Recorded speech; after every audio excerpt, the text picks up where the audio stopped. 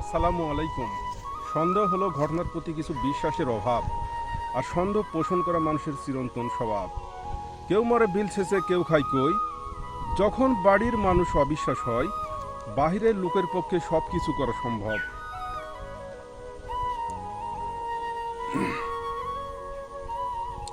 কবিতা লিখি, বই পড়ি বলে জন্মদিনে বড় মেয়ে দিল কলম কিনে। বলল, লিখো বাবা লিখো, চতুর্পাশে যা কিছু আছে দেখো। চোখে দিলাম কাজল, কাপড় লাগলো কালি।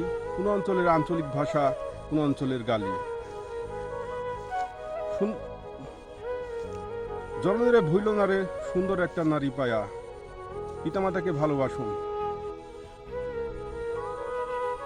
আমার ভিডিওটি ভালো লেগে থাকলে লাইক, কমেন্ট, শেয়ার করুন।